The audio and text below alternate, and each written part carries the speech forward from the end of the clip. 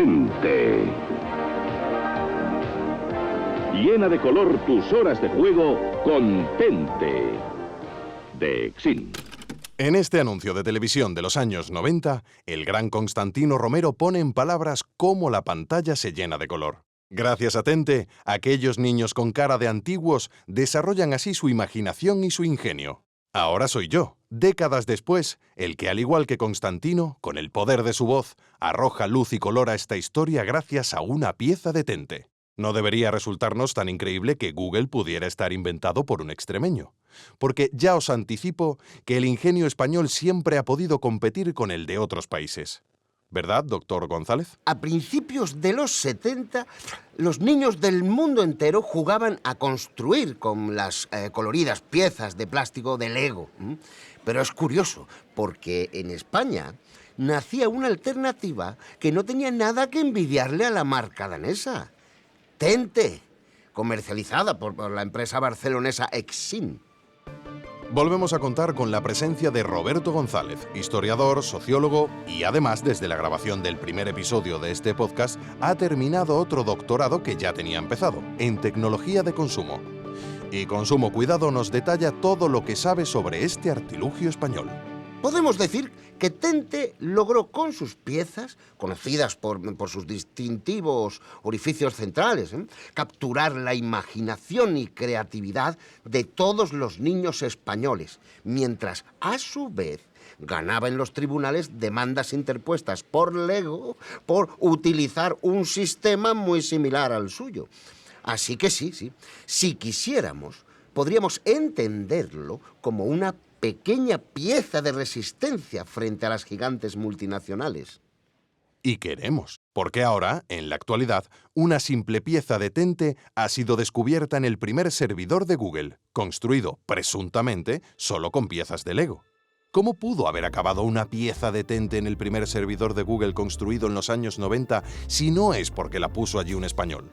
El primer servidor de Google se tiene en pie gracias a una pieza de Tente. Esa poderosa razón es la que me llevó a coger un avión enseguida. Sin embargo, las certezas en el periodismo de investigación solo pueden conducir a más preguntas. Y fueron ellas las que me asaltaron durante las más de 15 horas de vuelo a San Francisco en las que no pude dormir.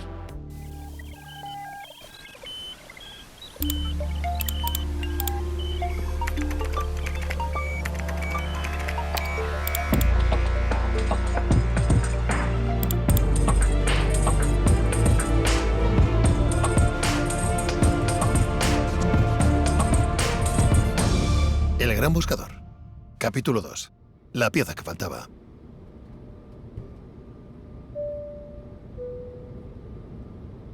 Tengo que ser sincero, querido oyente. Soy turbulófobo. Tengo miedo a las turbulencias. No obstante, las de aquel vuelo me ayudaron a formular algunas preguntas. ¿Cómo de turbulenta era la historia de Google? ¿Cómo de agitado era su pasado? ¿Cómo fue su despegue? Y sobre todo, ¿qué había en su caja negra? Para responderlas hice un maratón de documentales y durante 15 horas lo único que existió para mí fue Google y el baño, porque soy un periodista de investigación, pero también soy humano. Y gracias a esta intensiva y ajetreada sesión de documentación, ahora puedo contarte la historia real del nacimiento de Google. Así que ponte cómodo y disfruta del viaje al pasado oficial de Google.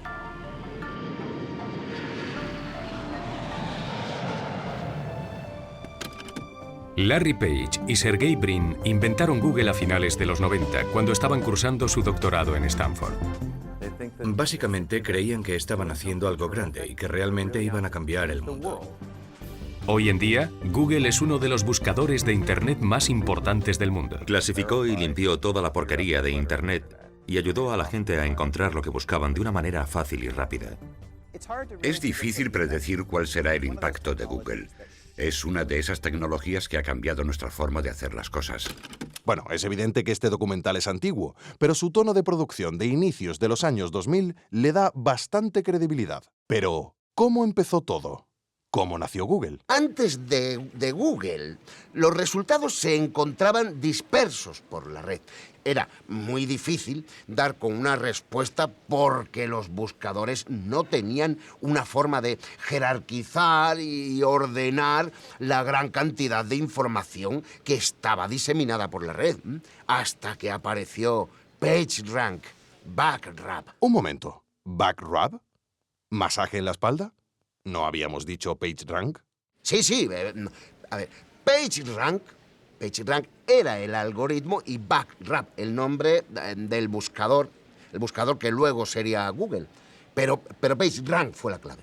Creó un sistema para jerarquizar la información. PageRank, el conjunto de fórmulas matemáticas detrás de Google. El algoritmo secreto diseñado supuestamente por Larry. Lo que hicieron con este PageRank fue utilizar los enlaces como medida de importancia de las páginas. Es decir, se dieron cuenta de que cuanto más popular es una página, más veces aparece mencionada en otras, ¿eh? Así que podríamos decir que PageRank es un concurso de popularidad entre páginas web. Es más complejo que eso. Un complejo concurso de popularidad. Mucho más complejo. Un muy complejo concurso de popularidad entre páginas web que cambió la manera en la que navegábamos por aquel primigenio Internet. Un buscador que les llevó al éxito y que nació en Stanford, justo donde yo acababa de aterrizar, para descubrir dónde encajaba nuestra pieza de Tente en toda la construcción de Google.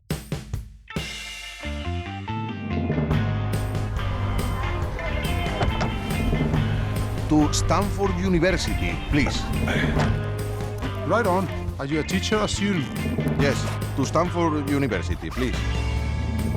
Ubicada en la ciudad californiana de Palo Alto, Stanford, a primera vista, es una universidad estadounidense como cualquier otra de las que vemos en las películas. Varias facultades rodeadas de grandes céspedes donde los alumnos se sientan en círculos, descansando mientras hablan probablemente sobre exámenes, entregas y su brillante futuro académico. Dude, this is like a form, bro. I get it. She might give good head. But man, what a dog. Pero no habíamos venido aquí para confraternizar con otros alumnos. Lo habíamos visto en vídeos y fotos, pero era el momento de encontrarnos cara a cara con el detonante de la investigación, el primer servidor de Google. La estructura, supuestamente construida al 100% con piezas de Lego, se encuentra expuesta en el Centro de Ingeniería Jensung Hwang. Pido perdón al oyente que sea asiático porque no sé pronunciarlo bien. ¿A dónde nos dirigimos ahora? Nos encontramos frente al servidor original de Google. Según reza la placa que lo acompaña en el expositor, lo construyeron Page y Brin en 1996 porque necesitaban una gran cantidad de espacio en el disco para probar la eficacia de su algoritmo PageRank. Claro, en la época los discos duros tenían un tamaño de hasta 4 gigas de memoria. Así que unieron 10 en esta estructura para conseguir los necesarios. Bueno, pero no hemos venido a esto. Ah, mírala, en la parte superior. Arriba, ahí está. Rodeada de piezas de Lego. La encontramos, ahí está. Son inconfundibles esos agujeros en el centro de cada uno de los círculos que coronan la pieza. ¿Cómo lo explico? ¿Sabéis a lo que me refiero? Los puntitos redondos esos que sobresalen en las piezas de Lego. Bueno, pues las de Tente son iguales, pero tienen agujeros. Y hay una pieza exactamente así. No cabía duda. Entre tanta pieza danesa, una pieza española. ¿Traída desde Extremadura, tal vez? Al ser un objeto inanimado, el servidor confirmaba nuestras sospechas, pero no podía responder las nuevas preguntas que hacía aflorar este descubrimiento. No cabía duda, teníamos que recurrir a humanos. Pudimos concertar una entrevista con 2 profesores de la universidad que también son exalumnos. Sus nombres son John Mitchell y Pamela Abbott, y se matricularon en 1995. Es decir, coincidieron de lleno con Page y Brin. Vivieron de cerca la creación de Google y son los únicos que han accedido a hablar con nosotros. Good morning. Hi. Hi, thanks for having me. Was your trip nice? Hello. En la grabación nos acompaña Carl, el traductor simultáneo que amablemente nos cedió el departamento de prensa de Stanford, a cambio de una mención en el podcast. Esta mención es esa mención. Thank you, Stanford. Pregunta si el viaje ha sido agradable. Yes. Una vez roto el hielo, era el momento de entrar en materia. ¿Cómo eran estos dos empresarios de Silicon Valley en su etapa universitaria? Yes, I remember Larry and Sergey. Sí, recuerdo a Larry y Sergey. Los recuerdo muy bien, de hecho. Fuimos muy buenos amigos. Lo gracioso es que no podían ser más distintos entre sí. Larry era muy introvertido, hablaba lo justo. Y Sergey siempre era el protagonista, el alma de la fiesta, porque había mucha fiesta. Nosotros teníamos a Carl, traductor amablemente cedido por Stanford, pero para facilitar la comprensión de la entrevista a todos los que no entendáis bien el inglés, ahora tenemos a dos actores de doblaje que han accedido amablemente a cobrar para doblar a John y Pamela. No me escondo, los conocí haciendo lo que mejor se les daba. La fiesta. Lo que siempre me fascinaba era verles al día siguiente, a las 9 de la mañana, reunidos en su dormitorio, trabajando juntos, tan frescos como una rosa cuando yo no podía con mi dolor de cabeza. No sé cómo lo hacían. ¿Cómo era su relación? Estaban todo el día juntos. Eran como hermanos informáticos. Eran como un CD y un reproductor. Como un disquete y un lector, como un USB y un puerto. Era una relación realmente envidiable.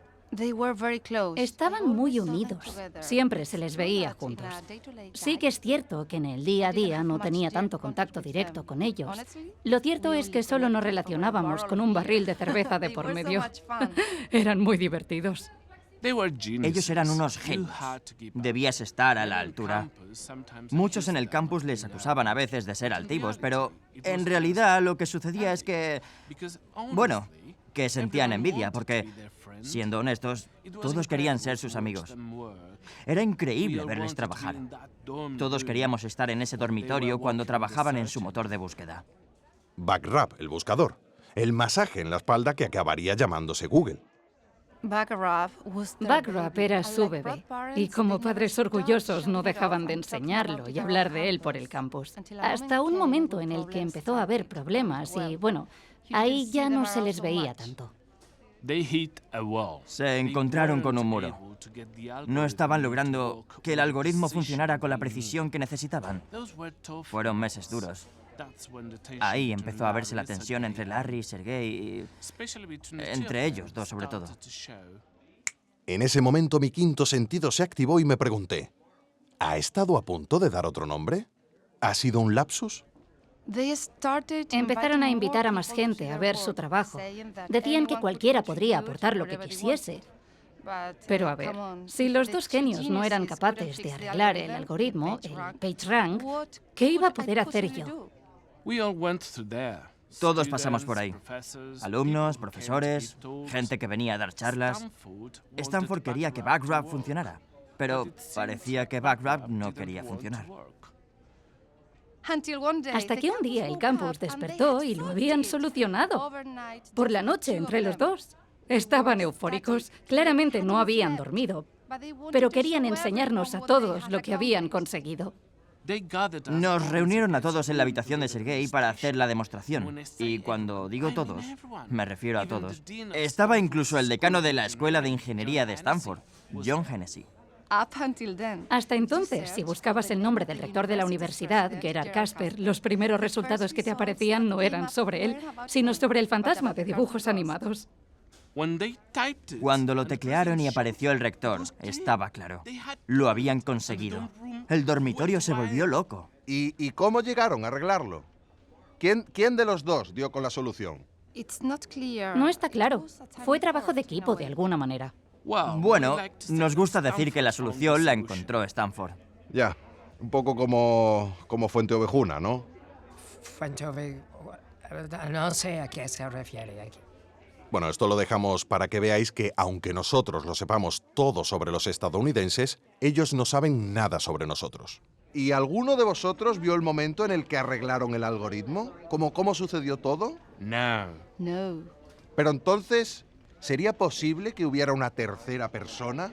I see. Entiendo. Has oído algo, ¿no? Y saqué coraje para demostrar mis horas en Duolingo. Yes, I investigated. Could you explain me... No, espera. Can you explain you that information for the podcast, please? I'm sure you've... Seguro que has oído que había alguien más en la habitación la noche en la que arreglaron el algoritmo. Pero son solo rumores. Típica leyenda urbana del campus. Todo el mundo quería el crédito, al fin y al cabo. Empezó a ser una broma recurrente. Yo inventé Google y mi marido también. Carl, atiende. Jess, Pamela, entiendo que no es creíble, pero debe haber una versión que cuadre. Para este momento clave de la historia hemos hecho una recreación del momento Eureka. En los siguientes episodios de El Gran Buscador encontrarás muchas más escenas recreadas como esta. Intentemos ponernos en situación. Son las 3 de la mañana y Larry Page y Sergey Brin, bajo la atenta mirada de un compañero, que aún no sabemos quién es, están en un callejón sin salida. Escuchemos lo que pudo suceder. ¿Ves, Sergey? Estamos en un callejón sin salida. No estamos logrando que el algoritmo PageRank funcione con la precisión que necesitamos. Tienes razón, Larry. Si queremos que nuestro buscador BugRap funcione mejor que el resto, necesitamos que no haya margen de error. ¿Y tú qué opinas, amigo? A ver, déjame un momento. Claro, siéntate delante del ordenador. Te dejo mi sitio, colega. ¿Qué pasa, compañero? ¿Por qué frunces el ceño de esa forma? Oyente, como comprenderás, es muy complicado recrear una escena de un proceso tan físico y sutil mediante el sonido. Además, no sabemos el nombre de uno de los personajes para que los otros lo puedan nombrar. Por eso pedí al equipo de guionistas que me dejaran reescribirla. Ahora se entiende todo mejor. Espero que la solución artística a la que llegué te resulte tan satisfactoria como a mí.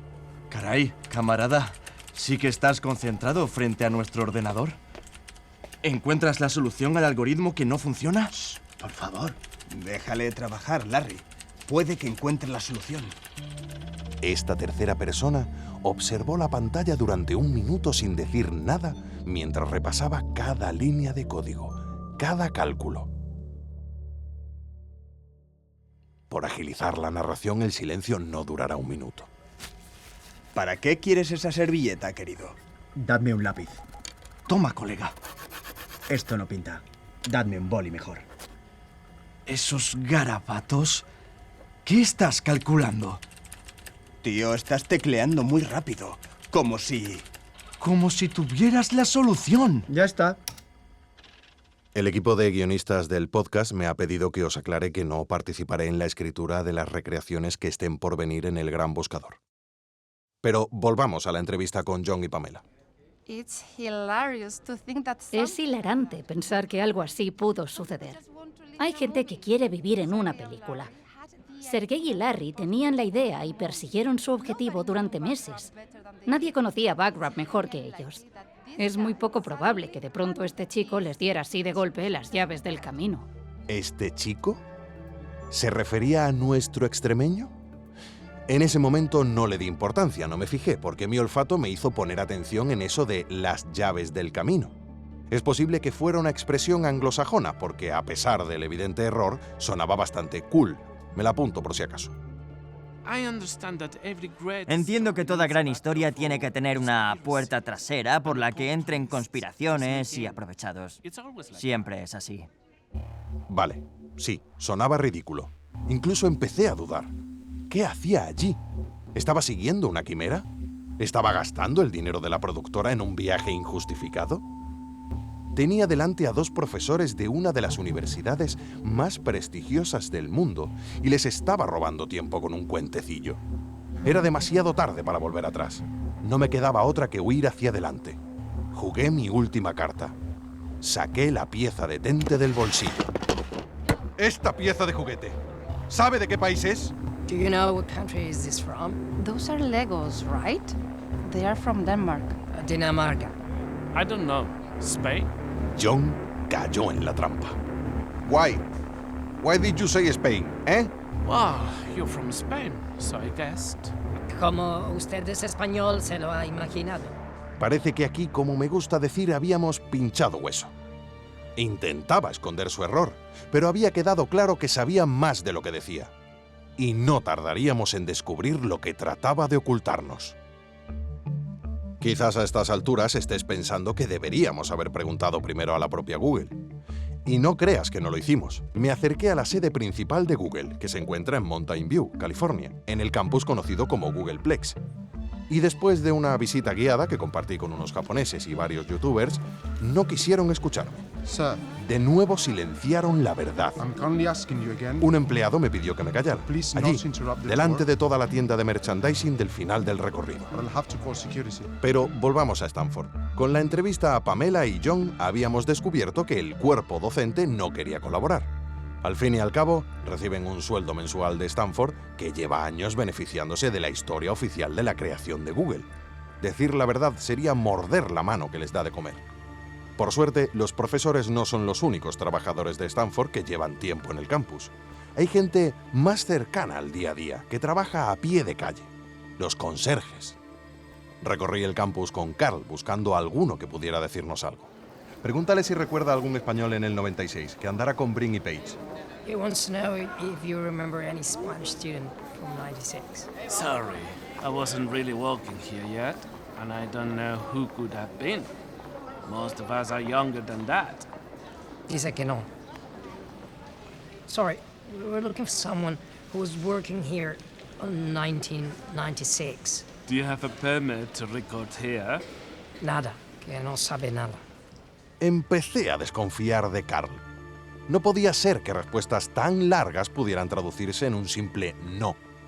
¿Y si él también me ocultaba sus respuestas? ¿Y si ni siquiera les estaba haciendo las preguntas que yo le pedía? Tenía que eliminar el filtro. No podía confiar en nadie. Tenía que encontrar un conserje hispano. Y si sabéis de estadística, entenderéis que esto no es tan racista como suena. Sobre todo porque finalmente encontré a Patricio, un conserje mexicano que demuestra que mi teoría es correcta y con el que podría hablar sin necesidad de traducción. Cité a Patricio en la cafetería de la universidad. Llevo trabajando en Stanford desde el 85. Soy el miembro más antiguo del cuerpo de conserjes. No es usted antiguo. Prefiero decir que tiene experiencia. Experiencia antigua. Era su hora de comer, por lo que te pido perdón, querido oyente, si oyes masticar, comer y beber agua a Patricio. Yo me vi en la obligación de comer también, ya que no quise que Patricio se sintiera violento al hacerlo él solo, pero creo que fui más discreto. Aquellos sí eran universitarios. Patricio nos trasladó con su testimonio al Stanford de los 90. Con las maquinitas, ya no roban mascotas de otras universidades ni echan huevos a la casa del rector. El mundo está cambiando. Cada vez quedamos menos que lo recordamos como era. Y también quedan menos que recuerdan cómo eran Larry y Sergey. Por suerte, Patricio, pese a sus años, los recordaba a la perfección. Esos sí sabían pasárselo bien. Pasaban mucho tiempo delante de la pantalla, ni dejaban la habitación cuando yo entraba a vaciarles los botes de basura. A veces se les olvidaba saludarme, pero no perdían de vista lo importante. Le preguntamos a Patricio cómo era su relación. Estaban siempre juntos, el ruso y el americano. Esos eran los líderes, pero luego andaban con ellos varios que, bueno, menudos eran. No, sobre todo uno, el JR. ¿JR? Ese, al principio, era más calladito, como que era de fuera, ¿no? No conocía a nadie, extrañaba a su mamá. Yo le llamaba Pajarito. Bueno, yo le llamaba Pajarito, pero cuando agarró confianza, ya era como un pavo real. De Pajarito nada. ¿De otro lado? ¿Puede que JR fuera a quien buscábamos? Era probable que hubiéramos pinchado hueso. Le pregunté a Patricio por este misterioso estudiante extranjero. Estaba mucho con ellos. De hecho, me acuerdo una vez que yo estaba en turno de noche porque Roger, el guarda, me pidió un momento que le cubriera. Porque su hermana estaba de parto. Bueno, el padre de la criatura no aparecía por ningún lado. A lo que vamos. Total, estaba caminando por el pasillo y que veo una luz en la habitación de uno de ellos. No recuerdo cuál, pero se me hizo raro. Se me hizo raro porque era lunes y los lunes era su día de descanso. No, se traían un pinche desmadre allí, ¿no? Habían sacado champán, o sea, todo lo que da, ¿no? No les entendí muy bien, pero sé que habían conseguido algo y estaban festejando.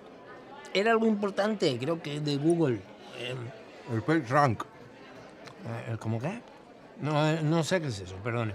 No, que si lo que habían resuelto era el PageRank. No, ni idea, supongo.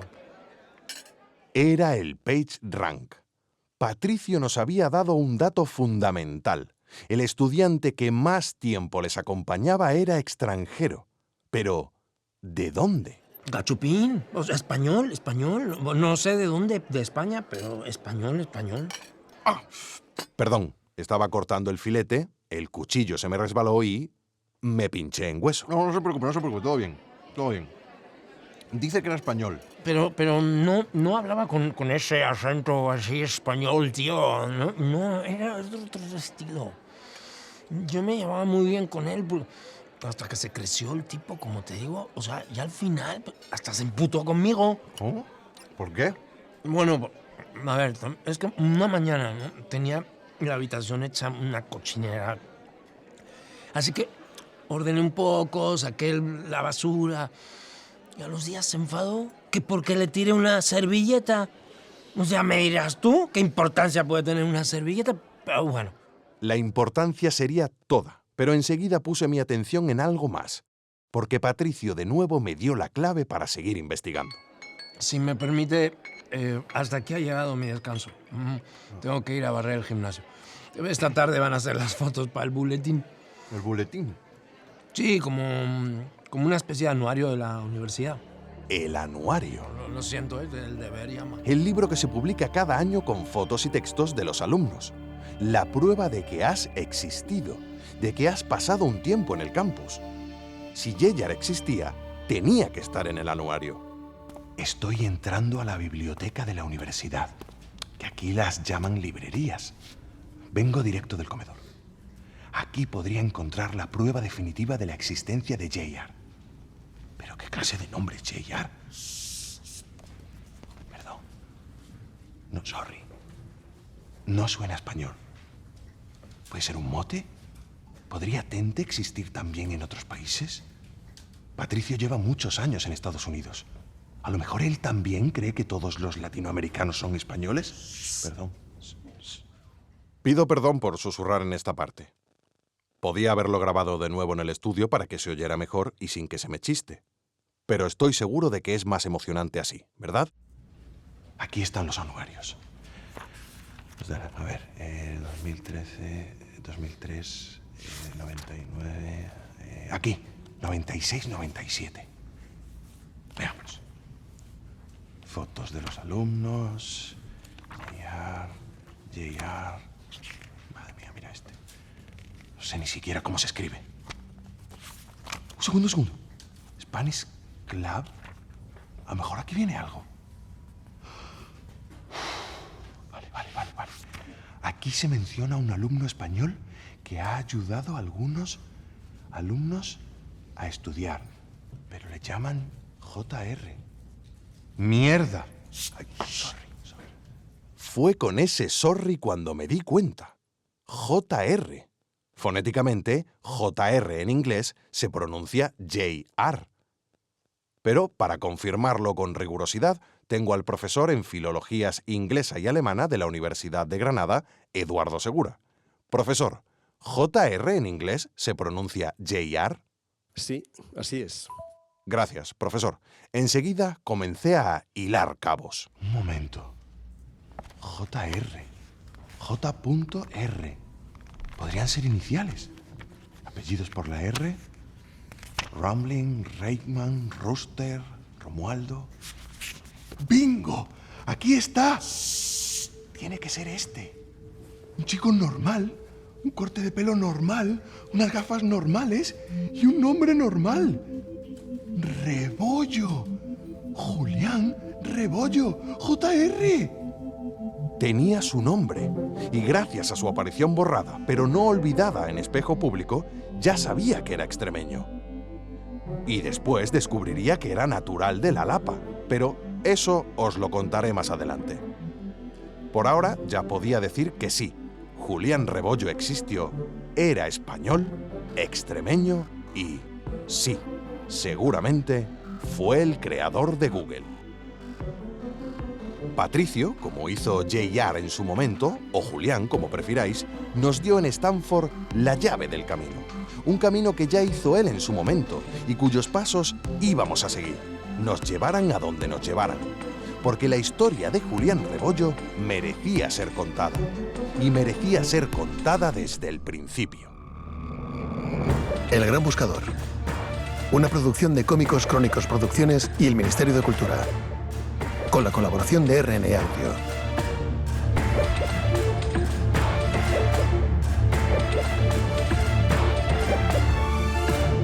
Descubre más en elgranbuscador.es.